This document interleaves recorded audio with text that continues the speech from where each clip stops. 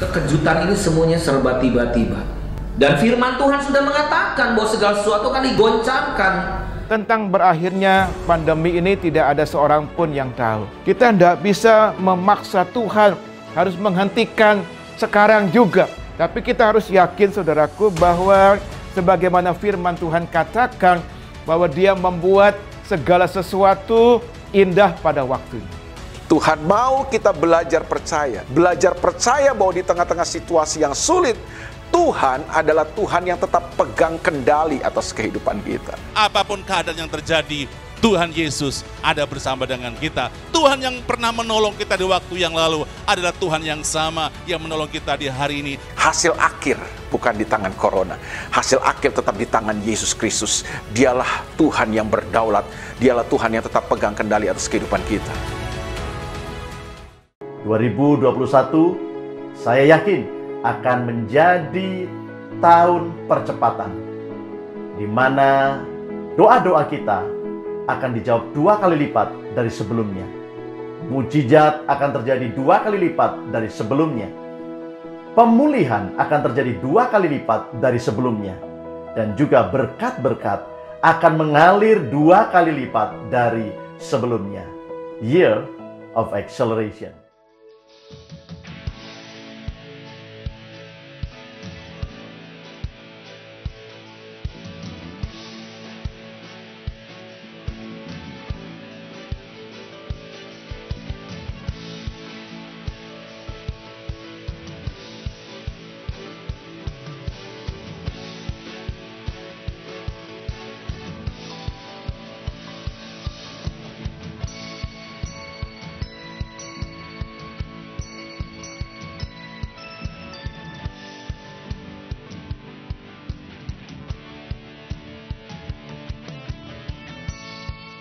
Shalom. Ya, shalom. Coba lebih naik sih. Puji Tuhan. Mari kita akan siapkan hati kita. Saya masih berbicara tentang Yakobus pasal 5 ayat 1 sampai dengan 6. Dan saya akan menjelaskan tentang 7 macam sifat dari uang. Ya, uang yang saudara miliki itu ada 7 macam sifat. Supaya saudara tahu, jangan saudara memakai uang, punya uang, menyimpan uang, tapi saudara tidak tahu isinya itu apa. Ya, kekuatannya sampai di mana. Kita akan memeriksa bersama. Ya, di sini dikatakan,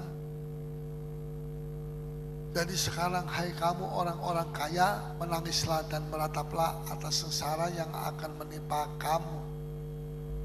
Ini tidak ditujukan kepada semua orang kaya, tapi orang kaya yang kekayaannya tidak diperoleh dengan cara yang halal, tapi yang haram. Ya, orang kaya yang tidak hidup dalam kebenaran. Mungkin juga ada bukan orang kaya, orang biasa, ibu rumah tangga, bapak dan ibu rumah tangga yang punya pembantu rumah tangga PRT, yang uang gajinya ditahan, maksudnya untuk dijaga, jangan hilang. Tapi setelah berapa bulan diminta oleh PRT-nya tidak dikasih-kasih. Ya, itu uang masih disimpan, jangan khawatir, tidak hilang. Tapi sudah digerogoti sama tikus, sudah hampir habis uang itu. Ya, ini macam-macam seperti di sini dikatakan.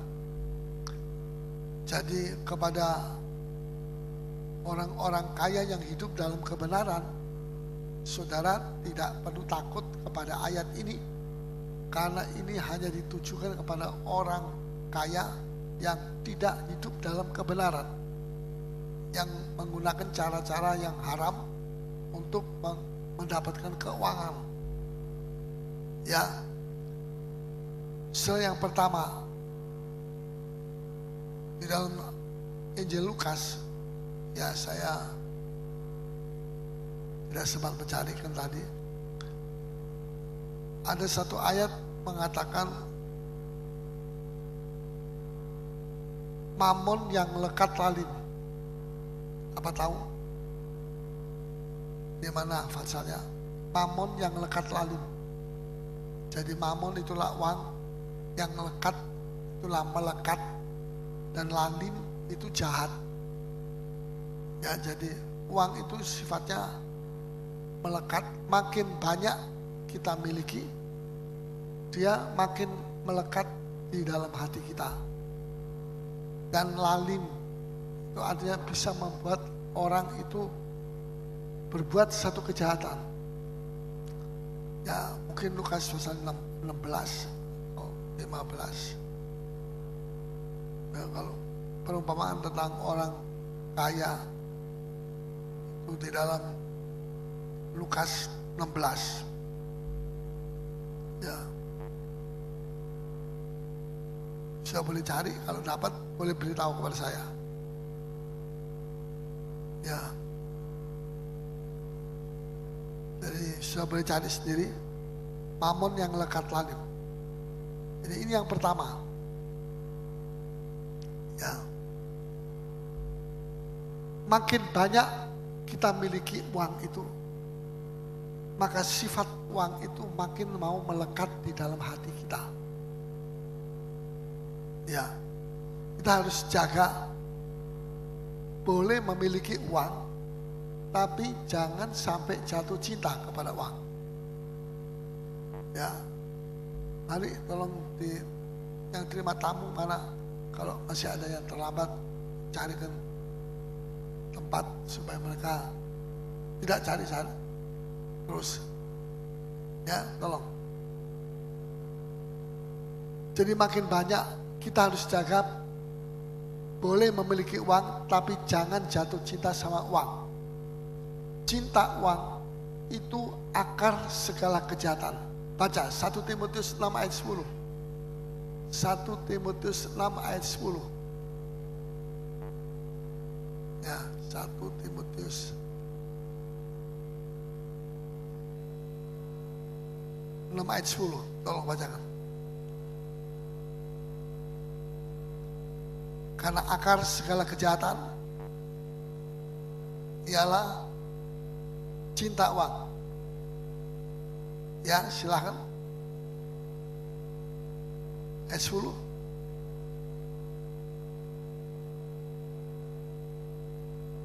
Karena akar segala kejahatan ialah cinta uang, sebab oleh memburu uanglah beberapa orang telah menyimpang dari iman dan menyiksa dirinya dengan berbagai-bagai duka. Pasal 6 ayat 10 1 Timotius. Ya, jadi cinta uang itu akar segala kejahatan. Katakan sama-sama. Cinta uang itu akar segala kejahatan. Lagi sekali. Ya, jangan sudah lihat saya terus tapi tidak ngomong. Ya, saudara mungkin. Ya, mari kita perhatikan. Lagi sekali. Cinta uang adalah akar segala kejahatan. Apa ada? Hah? Kenapa? Cinta uang, akar segala kejahatan ialah cinta uang. Dibalik di sini. Ya, tidak apa-apa. Biar dibolak-balik, tetap cinta uang itu akar segala kejahatan. Akar segala kejahatan adalah cinta uang. Ayo, bahasa apa saja semua cocok. Ya, cinta uang, akar segala kejahatan adalah cinta uang. Ya, artinya uang itu bukan kejahatan. Uang itu bukan kejahatan. Kebetulan saya ada uang di sini. 50.000 bisa dibelikan contoh ya. Ya, uang ini bukan kejahatan, tapi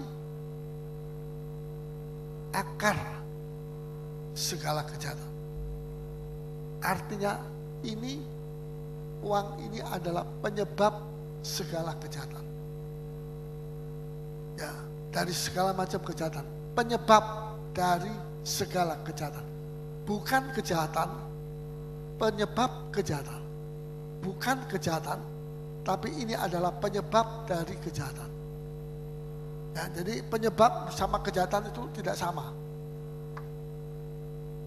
Saudara, contoh perdagangan wanita tunasusila, perdagangan anak-anak di bawah umur untuk jadi WTS, wanita tunasusila, perdagangan narkoba. Coba kenapa ini kok flu begini?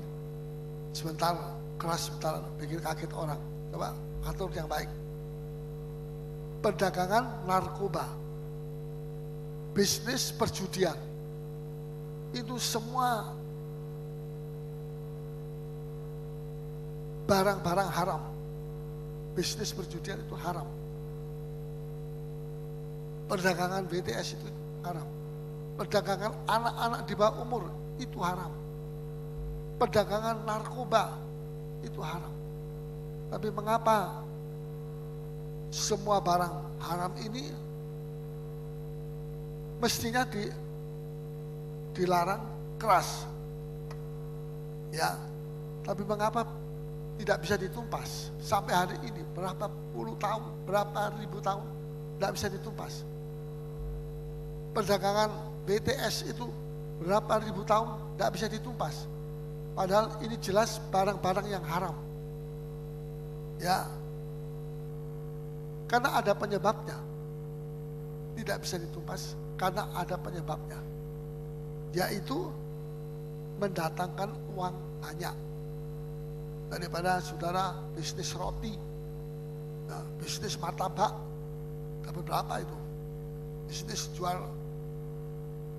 sepeda, bisnis jual batu merah, jual semen.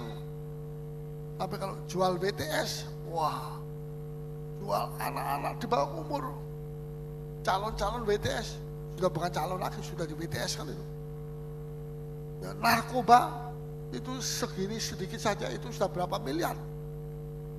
Modalnya tidak perlu terlalu banyak, modalnya sedikit, untungnya banyak. Ya, perjudian itu Ali Sadikin dulu zamannya dia tahun berapa itu 70-an. Dia bangun Jakarta itu dengan uang perjudian. Dia ditentang sama kaum agama, tapi dia bilang kasih saya uang, jangan banyak mulut. Saya mau bangun Jakarta, saya perlu duit.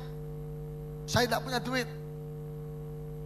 Mau dagang apa supaya bisa dapat banyak uang untuk bangun Jakarta? Tidak bisa, tidak ada itu. Kalau mau punya uang banyak, ya judi. Saya bangunkan pusat perjudian, dilokalisir, macam-macam. Dia punya alasan-alasan. Sehingga pemerintah pusat sepertinya, ya saja, oke saja. Ya, karena mencetak uang banyak. Ya, ini setelah iblis itu pintar untuk membuat bisnis yang haram supaya dihalalkan. Mereka mengambil alasan-alasan yang begitu masuk akal sehingga membolehkan barang-barang yang haram tidak boleh dibisniskan supaya bisa mendapat uang banyak untuk membangun negara, katanya, membangun kota Jakarta, katanya. Ya, ini semua katanya. Jadi sudah kita mesti berhati-hati. Iblis itu pintar sekali, licik sekali. Ya, sehingga orang waktu dengar Pak Ali Sadikin ngomong begitu, orang-orang yang tadinya tidak setuju itu mulai manggut-manggut. Iya tawa. Ya masuk akal juga ini kan. Betul tawa. Sudah tahu tawa. Kalau di Jawa tawa itu tahu itu. Tawa. Makan sama apa? Ya sudah tahu sendiri. Apa namanya saya tidak ngerti. Sampai masuk akal. bisa diterima oleh rakyat. Bisnis perjudian masuk akal, diterima oleh rakyat. Ya, jadi kita mesti hati-hati. Yang kedua, uang tidak punya jiwa. Ada jiwanya ini ya? Ini ada orang, tapi jiwanya juga ada di sini. Tidak punya jiwa, tidak punya roh. Tapi uang punya pengaruh yang besar.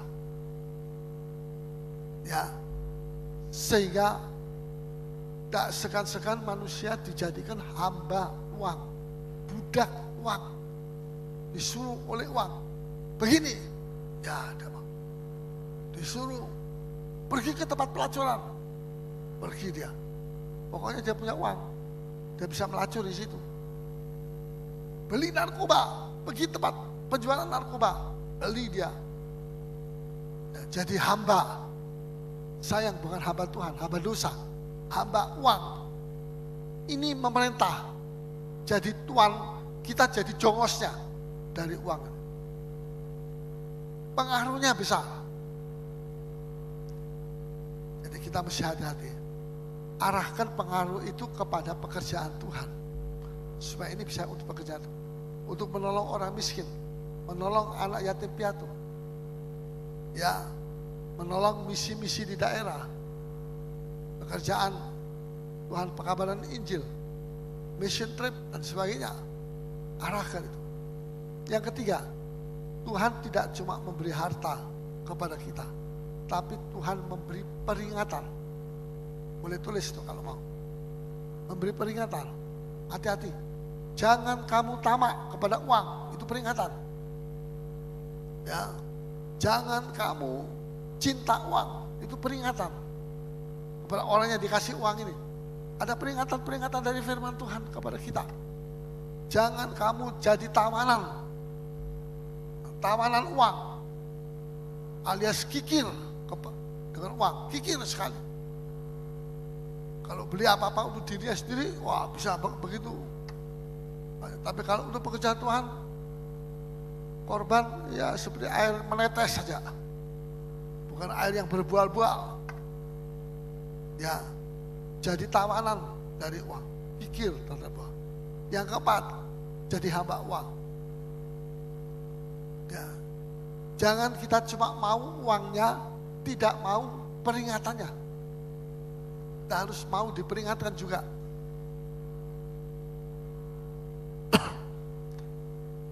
Sebab kalau tidak itu sangat berbahaya.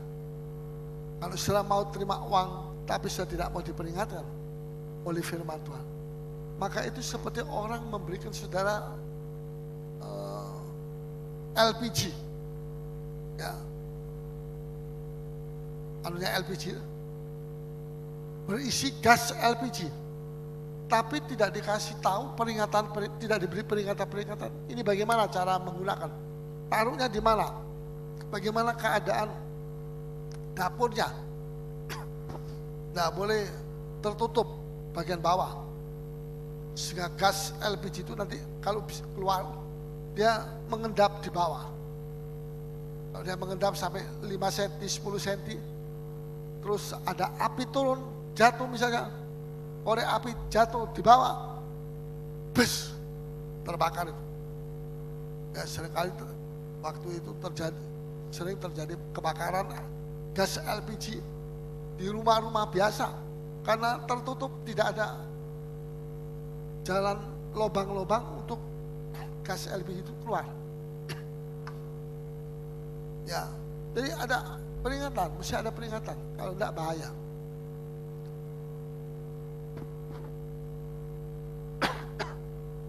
Supaya kondisi itu harus sesuai dengan keadaan yang dibutuhkan oleh LPG.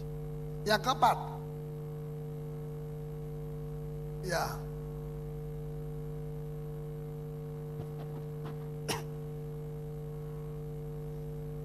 ada orang kaya, pelitnya bukan main, pikirnya bukan main. Tapi ada orang kaya yang juga suka korban. Ya, dengar baik-baik.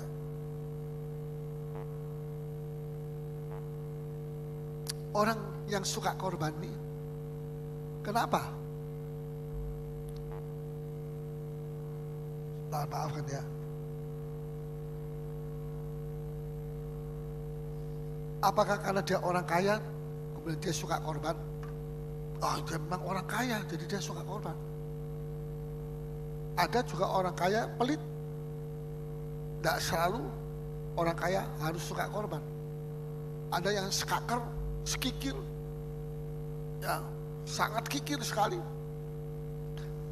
Tapi orang kaya yang suka korban itu dikarenakan dia menerima kasih karunia dari Tuhan, yaitu kasih karunia untuk memberi.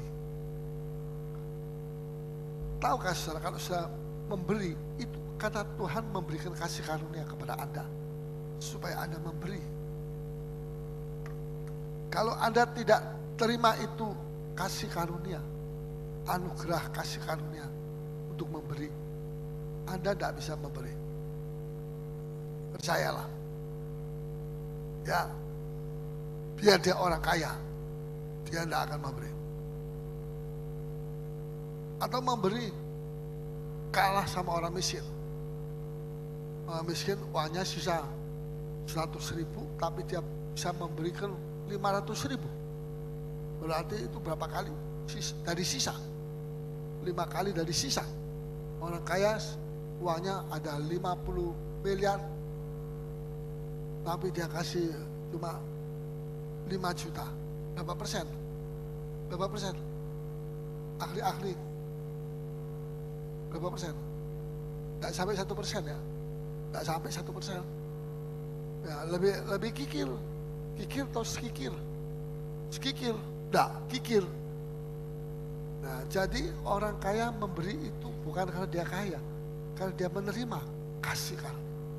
Saudara boleh minta sama Tuhan, Tuhan berikan saya kasih karunia untuk memberi.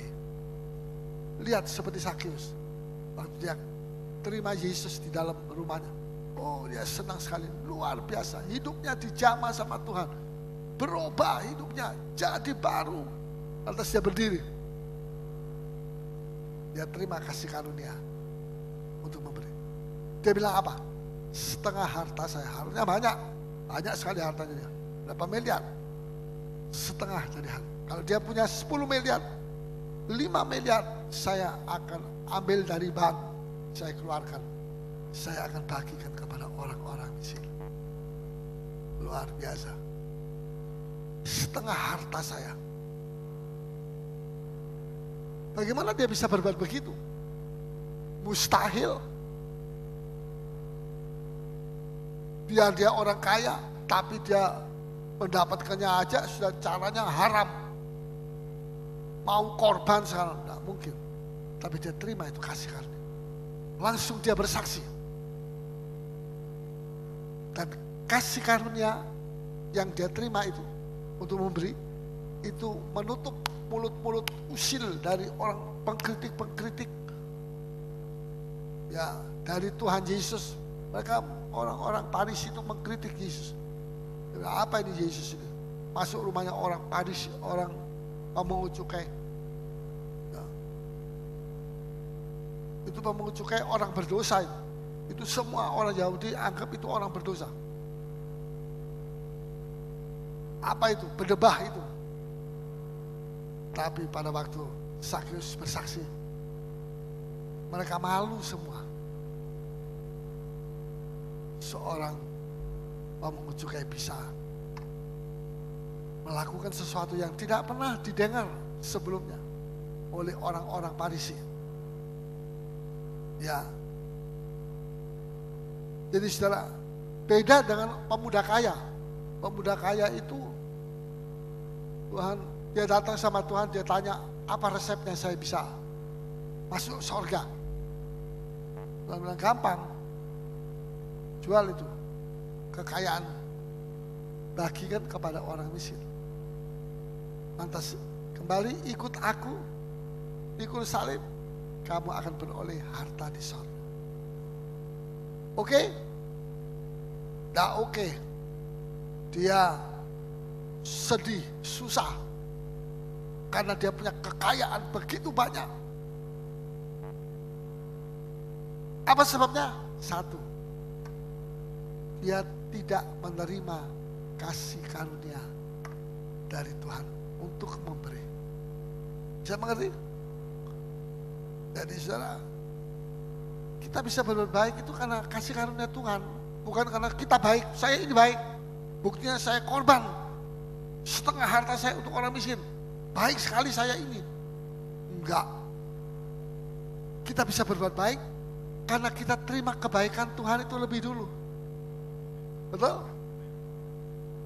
Kalau kita tidak terima kebaikan Tuhan, kita tidak bisa berbuat baik. Tuhan tidak mau kita berbuat baik supaya kita yang dipuji orang. Wah, itu Om Paulus baik. Wah, itu Om Dedi baik. Macam-macam. Tidak. Tapi kalau kita bisa berbuat baik supaya Tuhan yang dipuji dan dipermulia. Tuhan yang baik. Bukan Om Paulus yang baik. Bukan gereja Petra yang baik. Tuhan yang baik. Ya, tujuannya Tuhan membuat mujizat bukan supaya mujizat itu digede-gedekan, dibesar-besarkan, dipuji-puji, disanjung-sanjung. Bukan. Tapi supaya Tuhan yang disanjung, dibesar-besarkan. Saya mengerti. Hizkia keliru. Dia mestinya mati, dia disembuhkan sama Tuhan. Dia dikasih umur panjang 15 tahun lagi. Tapi sayang, dia disembuhkan itu bukannya memuji-muji Tuhan melalui kesembuhannya dia, tapi dia membesar-besarkan kesembuhannya, membesar-besarkan mujizatnya, membesar-besarkan harta bendanya, kekayaannya yang Tuhan berikan kepada dia. Tapi dia tidak pernah bersaksi ini semua karena Tuhan. Bisa mengerti? Semua ini karena Tuhan. Ya, saya satu waktu di Surabaya ketemu dengan satu ibu yang sudah lanjut. Kemudian dia sering membaca khotbah-khotbah saya di dalam internet. Ya, dia mau mengikuti perkembangan di gereja Petra. Mau minta warta ya agak sulit. Jadi dia buka internetnya gereja Petra. Dan dia balik bilang sama saya, karena Tuhan. Ini semua terjadi karena Tuhan. Dia meniru dari internet. Ya, khotbah saya yang bilang karena Tuhan. Semua ini terjadi karena Tuhan. Tuhan dimuliakan karena Tuhan. Ya, saya disembuhkan, saya mengalami mujizat karena Tuhan, bukan karena saya. Nanti saya yang dipuji, itu tidak boleh. Bahaya sekali. Kalau kita tidak hati-hati, kita bisa diputar-putar sama iblis. Ya, yang mestinya kita membesar kesaksian. Jadi kesaksian Yesus itu mesti lebih tinggi dari kesaksian kita. Jangan kesaksian saya yang lebih besar dari kesaksian Yesus. Itu salah. Ya. Nah, ini dijaga, selalu saya jaga supaya kesaksian Yesus. Karena senjata kita salah satunya mengalahkan iblis, ular naga itu adalah perkataan kesaksian. Apa itu kesaksian? Wahyu pasal yang ke-12. Kesaksian itu adalah pengajaran yang sudah kita praktekkan, itu jadi kesaksian. Ya atau ya? Kalau saudara dengar firman pengajaran, saudara tidak mempraktekkan, tidak jadi kesaksian. Tidak, saudara tidak punya kesaksian. Dan iblis tidak takut kepada perkataan saudara. Iblis takut kepada perkataan kesaksian saudara. Apa beda antara perkataan kesaksian dengan perkataan tok dari Paulus Yedidia? Perkataannya Paulus Yedidia beda. Itu perkataan saya. Perkataan saya biasa itu tidak ditakuti sama iblis. Tapi kalau saya bersaksi, itu perkataan kesaksian, bukan perkataan apologetika. Perkataan kesaksian, itu iblis takut. Coba kita baca lagi sekali, ini penting. Wahyu 12 ayat yang ke 11. Dan mereka mengalahkan dia Ya, oleh darah anak domba ya. dan oleh perkataan kesaksian mereka. Karena Perkataan kesaksian. Katakan sama-sama. Perkataan kesaksian. Lagi sekali. Ini sangat penting sekali untuk kita mengenai perkataan kesaksian mereka. Ya. Iblis tidak takut kepada perkataan saudara, perkataan saya. Tapi kalau perkataan saya ini adalah perkataan kesaksian, dia takut. Dia takut. Dia dikalahkan oleh perkataan kesaksian. Jadi firman pengajaran itu harus jadi praktek hidup kita. Ya, dan akan menjadi perkataan kesaksian. Haleluya. Tuhan begitu baik sekali. Jangan jadi pemuda yang kaya ini, tapi dia tidak mau terima kasih karunia untuk memberi itu. Sudah perhatikan, apa yang kita terima, apa yang kita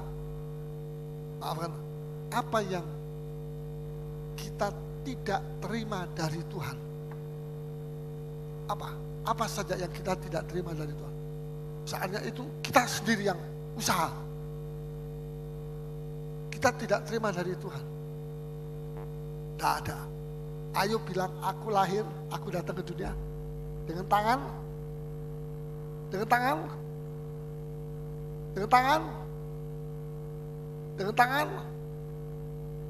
tangan, kok tidak ada dengar suara. Dengan apa? Dengan tangan kosong. Ini perlu ini. Tapi Ayub bilang, aku datang ke dunia dengan tangan kosong. Artinya dia tidak bawa apa-apa. Betul gak? Nah betul. Walaupun bayi itu datang dengan tangan kosong, tapi ada bakat-bakat yang sudah ditanam Tuhan di dalam bayi itu. Ada talenta-talenta yang sudah ditanam Tuhan di dalam bayi itu. Ada potensi-potensi nanti kalau dia besar, dia akan jadi raja, ya. Jadi juara ini itu dan sebagainya. Jadi macam-macam sudah ditanam di dalam anak bayi itu. Ya, bakat-bakat, talenta dan potensi itu sudah ditanam di dalam. Dari siapa itu? Dari anak bayi ini? Tidak bisa apa-apa, dia masih dari Tuhan. Jadi walaupun dia lahir tidak bisa apa-apa, cuma ngoe-ngoe, tapi sudah ada hal-hal yang Tuhan tanamkan di dalam otaknya, dalam jiwanya. Ya. Jadi dia bukan datang dengan tangan kosong. Tapi dia membawa talenta-talenta dari Tuhan. Semua ini dari Tuhan. Ya. Dan Ayub bilang, aku pulang. Baca Ayub pasal 2. Pasal 2 atau pasal 1? Ayub bilang, aku pulang, mati, pulang. Juga tidak bawa apa-apa. Tangan kosong. Betulkah? Tidak. Kalau orang Kristen sudah lahir baru, di dalam Kristus kita mati, kita bawa apa-apa, bukan tangan kosong. Ya, kita bawa buah-buah yang baik dari Tuhan. Itu kita persembahkan nanti kalau kita ketemu dengan Dia. Jadi tidak benar kalau dikatakan kita, coba tolong bacakan ayat berapa? Pasal 1 ayat 21. Coba tolong bacakan. Ya. Katanya, dengan telanjang aku keluar dari kandungan ibuku. Ya. Dengan telanjang juga aku akan kembali ke dalamnya. Ya. Tuhan yang memberi, Tuhan yang mengambil. Terpujilah nama Tuhan. Ya, dengan telanjang berarti tidak bawa apa-apa, kosong. Ya. Dan dia pulang juga dengan telanjang. Betulkah? Tidak. Kita pulang membawa buah-buah roh. Ya, dalam Pengkhotbah pasal 7 coba kita baca. Jadi ada perbedaan di dalam Kristus dan di luar Kristus. Dalam Pengkhotbah pasal 7 ayat 1, tolong bacakan. Nama yang harum lebih baik daripada minyak yang mahal, Ya, dan hari kematian lebih baik daripada hari kelahiran. hari kematian lebih baik daripada hari kelahiran. Katakan sama-sama, 1, 2, 3. Hari kematian lebih baik daripada hari kelahiran. Siapa mau mati? Coba angkat tangan. Saya tidak mau dulu. Belum waktunya, jangan angkat tangan. Itu. Ya. Nanti kalau mau mati duluan itu kan tidak baik. Ya. Jadi di sini hari kematian lebih baik daripada hari kelahiran. Orang tidak masuk akal. Kalau orang dunia bilang, hari kelahiran lebih baik daripada hari kematian. Hari kelahiran, puji Tuhan, berbahagialah Anda yang mendapat anak ini. Berbahagialah, diberkatilah. Waktu dia mati tidak ada kembang bilang, berbahagialah kamu mati. Ya, diberkatilah kamu mati. Mati moko. Cepat-cepat mati. Ngamuk orangnya bisa.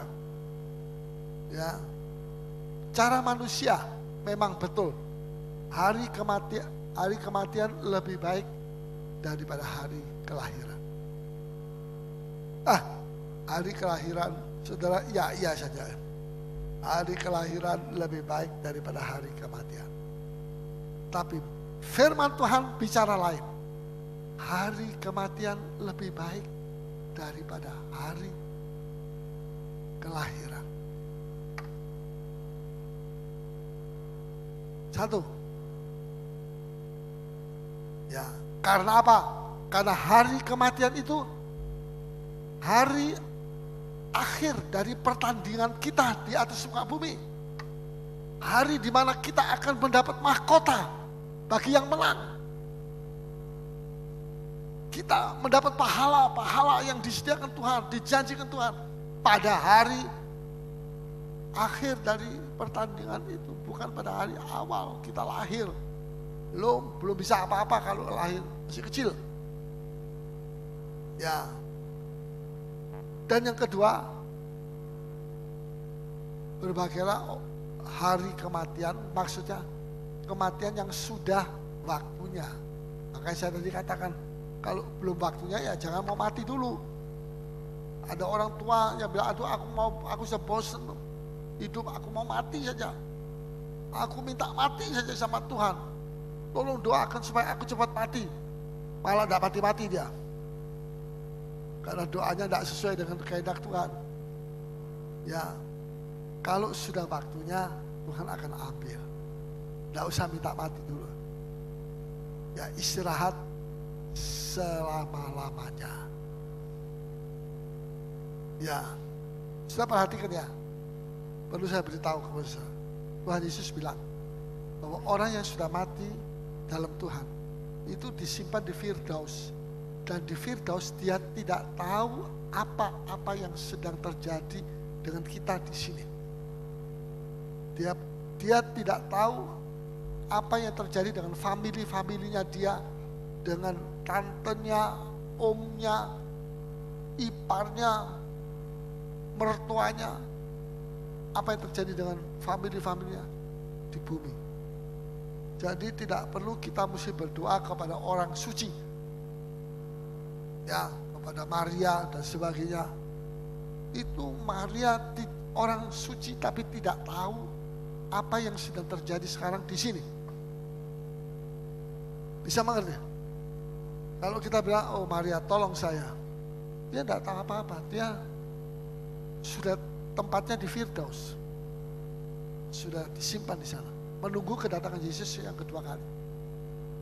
Ya, Petrus, Rasul Petrus, Papa Paulus. Ya. Walaupun dia Paulus, ya, rasul yang terbesar, dia tidak tahu lagi apa yang terjadi sekarang di bumi ini. Kalau dia tahu, dia nanti ikut susah lagi. Lihat ibunya mengalami percobaan, ya, tabrakan misalnya, masuk rumah sakit. Paulus tahu ibunya masuk rumah sakit. Wah, dia susah. Kasihan kodong. Kenapa? Ibu saya masuk rumah sakit. Kok tahu?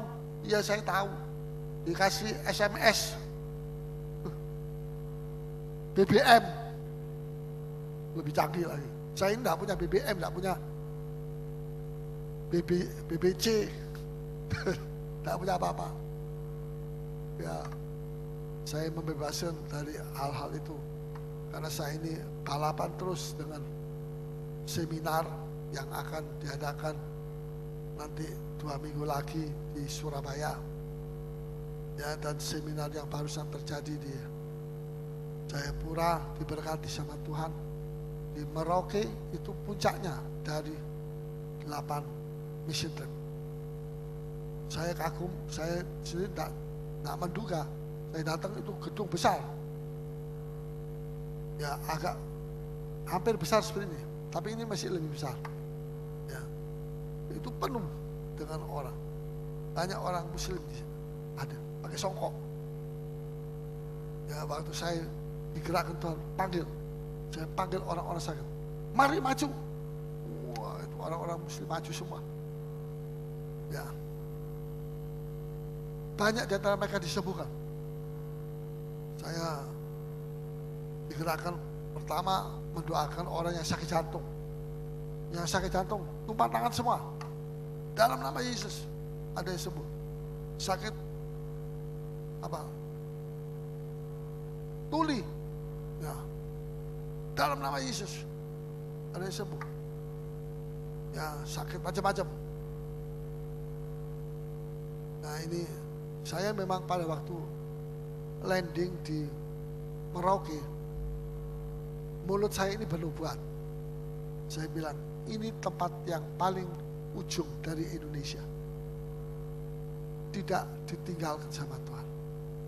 Akan terjadi kebangunan rohani yang besar di sini. Di kota Merauke. Ya, dan nanti bangsa-bangsa itu akan datang melihat kemuliaan Tuhan di sini. Saya tidak tahu, saya cuma begitu. Saya cuma nubuat begitu. Ya, bukan nubuat dengan doa, ngomong. Padahal saya belum tahu, nanti sorenya saya melihat jiwa-jiwa itu kayak semut begitu banyak datang. Ya, dan mereka itu tenang. Itu heran, orang begitu banyak sekali. Saya khotbah itu hampir 1 jam, lebih dari 1 jam. Mereka bisa tenang, mereka tidak pulang. Ya, tidak. Biasanya kayak gelombang di laut begitu. Apalagi kalau sudah 1 jam, pendetanya, ini sudah Cipuru, tidak pulang-pulang. Mereka bisa tenang. Saya teruskan khotbah saya, tenang. Ya, pendetanya di sana bilang, Om, kalau ini diteruskan besok diadakan lagi, ini yang sebelah sana itu nanti itu akan penuh juga, Om. Saya bilang, nanti kita berdoa bagaimana Tuhan akan kerja untuk akhir zaman ini. Jadi kita berdoa, ada perkara-perkara besar ya Tuhan. Ya, saudara yang mau ikut ke Surabaya silahkan. Dan banyak berdoa untuk seminar Mission Trip Surabaya. Surabaya adalah kota kelahiran saya. Dan banyak orang juga tidak terlalu senang kepada saya karena saya praise and worship, memakai praise and worship, memuji Tuhan. Hanya karena saya memuji Tuhan, mereka mengatakan itu sesat. Memuji Tuhan saja dikatakan sesat. Bayangkan. Ya, tapi saya memuji Tuhan. sejak jemaat ini memuji Tuhan, Tuhan kirim jiwa-jiwa lebih banyak. Ya, kita jangan terlalu sibuk orang omong apa. Kita laksanakan saja tugas kita. Ya ini sedikit intermezzo.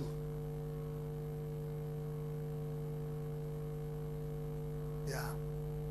Jadi dalam Pengkhotbah 7, coba tolong bacakan ayat 17. Mengapa engkau mau mati sebelum waktumu? Coba tolong bacakan. Janganlah terlalu fasik. Terus? Janganlah bodoh. Mengapa engkau mau mati sebelum waktumu? Ya, jadi mati boleh, tapi kalau sudah waktunya, jangan belum waktunya mau mati. Seperti pohon ara yang ditunggu 3 tahun, tidak keluar buah, potong, kata Tuhan pemilik. Tapi hamba bilang, jangan Tuhan, kasih tempo 1 tahun lagi. Oke, kalau pada tahun keempat berbuah, boleh hidup. Kalau tidak berbuah, potong. Jadi tahun keempat itu berbuah atau dipotong. Ya, tidak ada pilihan lain. Atau kita berbuah atau kita dipotong. Jadi kalau tahun keempat dipotong, itu sebenarnya belum waktunya dia mati. Tapi dia sudah diambil duluan nyawanya oleh Tuhan. Karena hidupnya tidak berguna, tidak menghasilkan buah-buah. Tapi kalau sudah menghasilkan buah-buah pada tahun yang keempat itu, kata buahnya itu pohonnya disayang oleh Tuhan, dilindungi. Mau dibunuh, mau dipotong, tidak boleh. Tuhan membela. Ya, jadi hari kita ini hanya Tuhan yang tahu kapan kita akan diambil. Waktu kita sudah selesai. Hanya Tuhan yang tahu. Saya sendiri juga tidak tahu. Ya, tapi tidak penting kita tahu atau tidak tahu. Yang penting kita mau sungguh-sungguh melayani Tuhan, berbuah-buah bagi Tuhan, bekerja untuk Tuhan, melayani Tuhan, menerima kasih karunia daripada Tuhan untuk hidup berbuah-buah bagi kemuliaan Tuhan. Ini yang penting untuk kita mengerti. Ya, supaya jangan kita membuang waktu ya sia-sia. Puji Tuhan. Setelah dalam ayat 2, coba pasal 7, Pengkhotbah 7 ayat 2. Pergi ke rumah duka. Ke rumah duka. Lebih baik daripada pergi ke rumah pesta. Nah, kalau orang muda bilang pergi ke rumah pesta, diskotik, goyang-goyang begini. Kayak orang sudah mabuk begitu. Ini lebih bagus daripada pergi ke rumah orang mati. Ngapain pergi orang mati? Mau ngomong-ngomong sama orang mati? Enggak. Tapi Alkitab bilang pergi ke rumah duka lebih baik daripada pergi ke rumah pesta. Terus? Karena di rumah dukalah kesudahan setiap manusia. Karena di rumah duka akhir kesudahan dari setiap manusia. Di sana kita melihat kesudahan dari setiap manusia. Ya. Akhir dari pertandingan. Di rumah duka, di situ akhir dari pertandingan kita. Terus?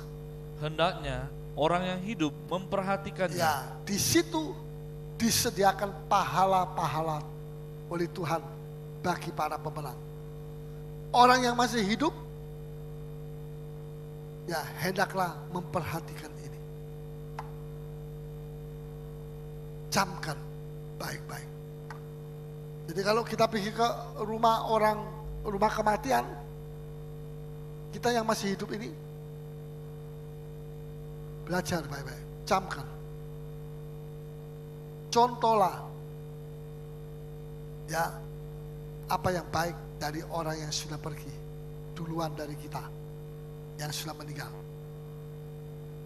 Ya, entahkah ketekunannya dia seorang yang tekun, seorang yang jujur, setia. Saya sudah katakan sabar kali, orang baik banyak, tapi orang yang setia siapa bisa menemukan, kata firman Tuhan. Ya, orang yang setia itu kunci ketiga untuk kita jadi pemenang. dalam Wahyu pasal yang keberapa itu? Orang yang setia, orang yang, coba kita baca Wahyu pasal yang ke-11 ayat yang ke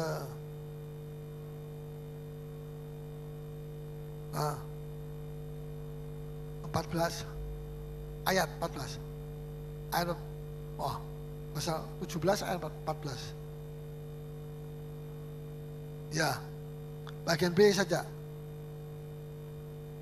Mereka bersama-sama dengan Dia juga akan menang. Akan menang, yaitu siapa? Mereka yang terpanggil. Satu, terpanggil. Yang telah dipilih. Yang kedua, yang sudah dipilih dan oleh yang Tuhan. Setia. Dan yang ketiga, saudara sudah terpanggil, saudara sudah terpilih, saudara tidak setia, tidak menjadi pemenang, kalah, di luar, tidak mendapat pahala, tidak mendapat mahkota. Perhatikan baik-baik, orang yang menjadi pemenang itu harus punya 3 kunci: terpanggil, terpilih, tersetia. Ya, kita mesti setia. Karena kita ini mau dijadikan mempelai Tuhan. Tuhan itu cemburu kepada kita. Maka kita mesti setia. Amin. Setia kepada mempelai laki-laki kita. Itulah Yesus Kristus. Ya, banyak orang baik menyebut dirinya baik. Tapi orang yang setia, siapa dapat menemukan? Kata Amsal. Ya, banyak orang baik. Dia baik, kalau ada apa-apa dia turut berkorban, dia turut ikut ini, itu dan sebagainya. Tetapi apakah dia setia? Ya, dia baik, tapi kalau kena percobaan, kena sandungan, dia bisa marah, dia bisa pindah gereja, dia bisa tak mau melayani lagi karena saya tersinggung sama saudara ini, saudara itu. Nah, ini orang baik, tapi tidak setia.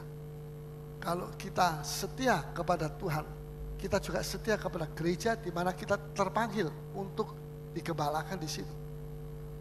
Ya, ini penting sekali untuk kita mengerti. Sebab sekarang banyak orang baik tapi tidak setia. Tuhan mau setia. Ya, jadi pergi ke rumah kematian itu lebih baik daripada rumah orang lahir. Contohlah apa yang baik daripada orang yang sudah berangkat. Kesetiaannya, ketekunannya, kesalehannya, ya, keberhasilannya, buah-buahnya baik, jiwa-jiwa yang dia menangkan, keteladanannya. Kita mencontoh yang baiknya, tapi juga kita belajar dari kegagalannya dia, dari kesalahannya dia. Alkitab ini buku yang jujur. Dia tidak menuliskan yang baik-baiknya saja. Ya, seperti Daud, bukan cuma yang baiknya saja, Mazmurnya. Dia dikejar-kejar oleh Saul, dia sabar. Dia tidak melawan Saul, tidak membunuh. Padahal Saul mau membunuh dia. Tapi kejelekannya dia, kegagalannya dia juga ditulis. Waktu dia berzina dengan Bathsheba, menghasilkan anak di luar pernikahan. Ditulis itu. Sayang, mungkin kalau kita jadi Tuhan, jangan ditulis ini. Nanti mencemarkan Alkitab. Kok barang begitu kok ditulis di sini? Tidak usah, ditutupi. Tapi Roh Suci lain, tulis saja. Supaya kita belajar. Dari positif sama negatifnya kita belajar. Amin. Jangan kita cuma mau yang positifnya. Nanti kita jatuh dalam yang negatifnya. Kenapa kau bisa jatuh? Karena kalau kita belajar dari negatifnya Daud, kita tidak akan jatuh di situ. Karena kita sudah belajar dari kejatuhannya Daud. Tapi kita tidak mau belajar dari situ, dari kejatuhannya. Kita cuma mau yang bagus-bagusnya dari Daud. Akhirnya kita kepreset, jatuh dalam lubang yang tidak baik ini. Ya, jadi Alkitab ini jujur, saudara. Jujur. Semua ditunjukkan. Ya, dan kita bisa belajar. Kita bisa contoh yang baik. Kita bisa belajar yang tidak baik dari yang tidak baiknya. Haleluya. Dalam ayat 4, Pengkhotbah 7 ayat 4, jangan ditutup. Baca, orang berhikmat senang. Ayat 4. Orang berhikmat senang berada di rumah duka. Ya. Tetapi orang bodoh senang berada di rumah tempat bersukaria. Coba kita baca ayat 8. Tadi saya sudah jelaskan. Sekarang ayat 8. Akhir suatu hal lebih baik daripada awalnya. Ya, akhir dari pertandingan hidup kita ini, ya, pelayanan kita ini, perjuangan hidup kita ini, akhir dari perjuangan kita ini penting, lebih penting daripada permulaan. Terus, panjang sabar lebih baik daripada tinggi hati. ya, sekian. Ya, jadi akhir suatu hal itu lebih baik. Tentunya bagi orang yang setia, akhir dari orang yang setia, yang tabah, yang tekun, akhir dari hidupnya dia. Itu patut kita contoh. Ya, sebab mahkota diberikan pada akhir pertandingan, bukan pada awal pertandingan. Masih ada satu lagi, uang menguji hati manusia. Uang itu menguji hati kita. Ya, misalnya Tuhan berkata, berikan uang ini kepada orang itu. Setelah itu Tuhan tunggu bagaimana reaksi kita.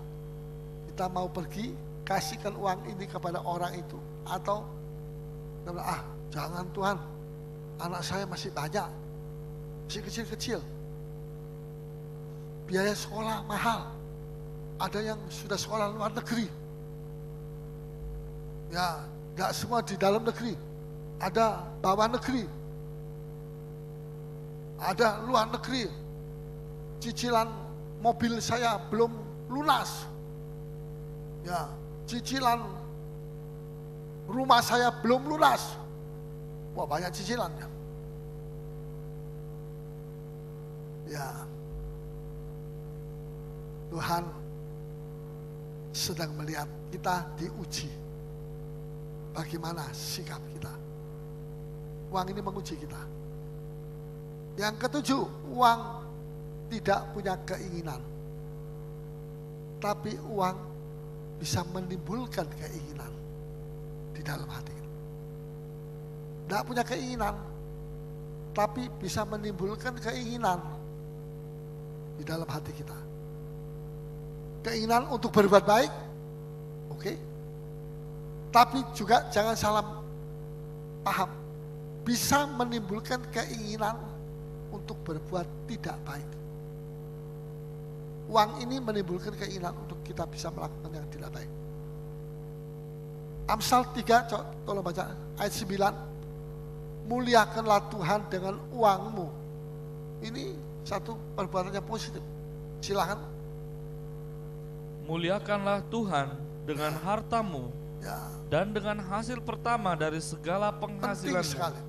Muliakan Tuhan dengan uang. Ya, tapi juga bisa dipakai untuk berbuat yang tidak baik. Uang bisa dipakai untuk pergi ke pelacuran.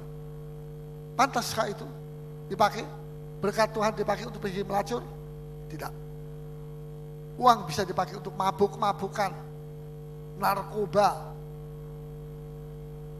dan apa saja yang kita lakukan. Jadi hati-hati. Ya. Mengapa orang merampok? Karena mau mendapat uang yang banyak. Ya, mengapa orang mau menipu, mau korupsi, mau berjudi? Karena supaya bisa mendapatkan uang yang banyak. Bukan uang yang sedikit. Ya. Saudara, kita ini bukan pemilik harta. Harta kita ini kita bukan pemiliknya. Tuhan yang jadi pemilik harta. Amin. Tuhan pemilik harta. Kita jadi apa? Kita jadi juru kunci, di mana kita mesti bertanggung jawab pada suatu ketika kita berhadapan dengan Tuhan. Semua yang Tuhan pernah berikan kepada kita ini juru kunci yang setia atau tidak, kita harus mempertanggungjawabkan. Bukan kepada manusia, tapi kepada Tuhan. Ya, ingat, kita mesti mendapatkan uang dengan cara yang halal, bukan yang haram. Semua telah saya katakan tadi, kita terima dari Tuhan. Setelah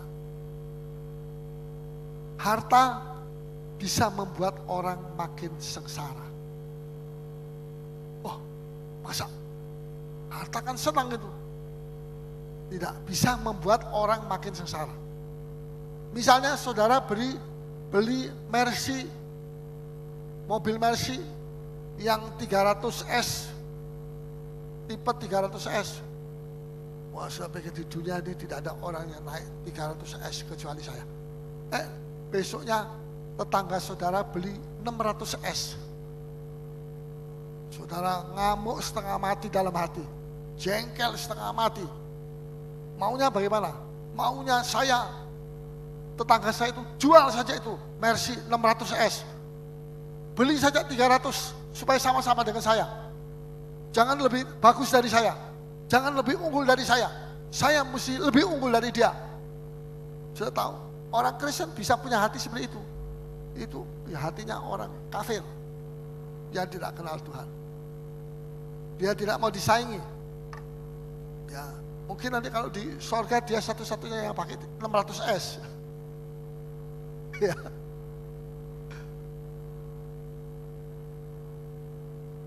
Harta itu kalau tidak disertai rasa puas, melihat orang lain makin sengsara dia. Melihat orang lain makin sengsara. Orang punya harta kok sengsara kalau tidak disertai rasa puas di dalam hati. Ya, ada orang mengeluh begini, Tuhan kok lama Engkau tidak membuat saya jadi kaya? Kapan Tuhan? Tuhan, di manakah Engkau? Jawab saya. Kenapa saya kok tidak jadi orang kaya, tidak jadi-jadi? Kok terus saya ini miskin? Tuhan bilang, sabar nak. Ya sabar sampai kapan? Sampai 7 turunan nak. 7 turunan celaka lagi ini saya. Lebih lama lagi. Ya manusia itu begitu saudara. Ya. Kalau Tuhan tahu kalau dia dikasih kekayaan, wah dia tidak karu-karuan dia. Hari Minggu dia jalan-jalan terus. Pergi kemana-mana. Naik 600S-nya itu. Ya. Ada orang kaya uang. Tapi di samping kaya uang, kaya khawatir. Makanya dia tidak bisa menikmati kebaikan Tuhan. Bukan dia tidak pernah terima kebaikan Tuhan. Dia terima kebaikan, tapi dia tidak bisa menikmati karena ada penghalang. Apa itu yang menghalangi dia? Khawatir. Katakan sama-sama, khawatir. Sudah kalau punya anak kasih nama khawatir. Wah, sudah jangan. Ya, khawatir. Ada satu pendeta namanya pendeta Damaris. Bukan banyak orang Damaris ya. Orang perempuan juga ada nama Damaris, laki juga Damaris. Ya, ini tapi sudah meninggal. Dia dipakai Tuhan. Waktu itu saya undang dia ke sini tahun 70. Terus dia bilang, saya ini kalau makan enggak rasa apa-apa. Makanan enak atau tidak enak itu enggak bisa rasa. Kenapa kok begitu? Zaman Jepang saya itu dipukuli sama Jepang, pokoknya disiksa atau bagaimana, sampai lidah saya ini enggak bisa merasakan makanan enak.